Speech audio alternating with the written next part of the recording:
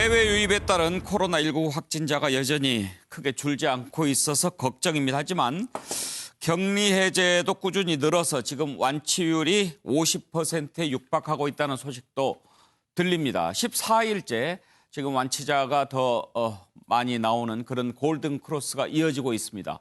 격리 해제가 4,144명 돼서요. 완치율 44.8%입니다. 앞으로도 더 올라갈 것으로 보이고 이런 가운데 지금 신규 확진자 104명 가운데 절반이 해외 유입자들입니다. 정말 이 해외 유입에 이제 모든 초점을 맞춰야 할 때가 됐습니다. 관련된 녹취 들어볼까요? 코로나 바이러스 감염증 19 3월 26일 국내 발생 현황을 말씀드리겠습니다. 총 누적 확진자 수는 9,241명이며 이 중 4,144명이 격리 해제돼 있는 상태입니다.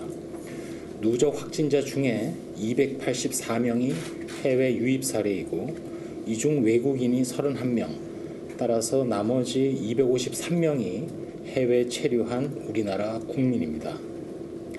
신규 확진자는 104명이고 격리 해제는 414명 증가해서 전체적으로 격리 중 환자는 감소하였고 이제는 전체 환자 중에 약 반, 53.7%가 격리돼 있는 상태입니다. 자, 교수님, 지금 해외에서 들어오는 사람들이 이제 가장 큰 문제가 되고 있어요. 이거는 어떻게 더 우리가 걸러낼 수 있을까요?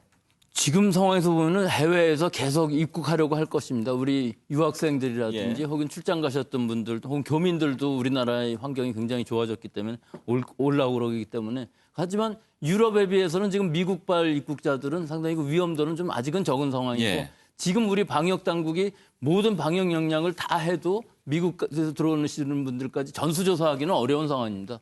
따라서 지금의 이 방역 상태를 유지하면서 앞으로 탄력적으로 어떤 위험 상황이 되느냐 단계적으로 이 방역에 대비를 해야 될 시기인 것 같습니다.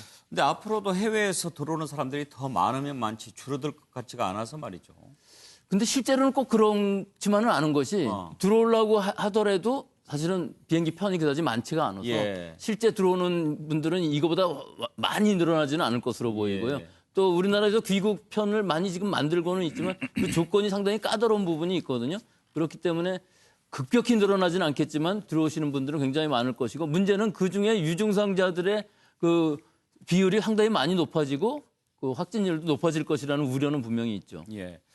그래도 그 와중에 이제 완치율이 좀 높아지고 있다는 반가운 소식이 들리는데 앞으로도 더 올라가겠죠? 그렇죠. 완치율뿐만 아니라 격리 해제자 숫자도 계속 늘어나서 이 부분은 아마 현재 환자 수는 상당히 많이 줄어들 것으로는 보이지만 아직도 완치율이 50% 이하라는 것은 상당히 낮아 보이고 또한 치사율도 상당히 지금 상황은 높아져 있는 상황이기 때문에 높아지고 있어요. 현재로는 0.5%부터 시작해서 지금 1.4%까지 높아졌거든요. 이건 지금 우리나라의 특성상 그 요양병원에서의 환자들, 뭐 청도 대남병원에서도 보시다시피 굉장히 많은 환자들이 한꺼번에 사망하지 않았습니까? 그 이외에도 대구 경산 쪽에서 그 경북 지역에서 요양병원에서 많은 환자들 또 치매에 있던 노인분들이 많이 사망을 하심으로 해서 지금은 많이 올라가 있는 상황이지만 사실 우리 목표는 0.5% 이하, 지금 독일이 0.5% 정도거든요. 그 이하로 떨어지는 것이 목표였었는데 아직은 그렇게까지는 안 됐지만 앞으로는 아마 치사율도 많이 떨어질 것으로는 봅니다. 완치율 짚어봤는데요. 지금 이 부분 조금 한번 생각해 봐야겠습니다. 31번 확진자 우리가 잘 알고 있는 신천지 교도지요. 슈퍼 전파자로 저희가 지금 뭐 부를 정도였는데 근데 지금 한 달 넘게 입원 중이라고 합니다. 대체로 보면 평균 한 2주일 정도 치료하면은 격리 해제되고 그러거든요. 이것은 왜 그런지 궁금합니다. 아직도 증상이 소멸하지 않고 있다고 하는데 관련된 녹취가 있습니까? 현재 31번 환자는 아직까지도 증상이 소멸되지 않아서 입원 중에 있는 것으로 파악을 하고 있습니다. 그리고 100번 이하라 하면 이제 초기 환자 중에서 아직까지도 입원 중인 환자의 비율과 관련된 부분인데 그 부분은 저희가 파악을 해서 별도로 말씀을 드리겠습니다. 그러나 확실한 것은 31번 환자의 경우에는 아직도 입원 중에 계십니다. 왜 그렇다고 보십니까? 일단 이 31번 환자는 슈퍼 전파자는 아니고요. 이 슈퍼 전파자의 사건에서 우연히 제일 먼저 발견이 되어서 31번 이후에는 폭발적으로 증가를 했다고 볼 수가 있죠. 예. 근데 사실 이때 상황이 상당히 초기 상황이었던 건 사실이에요.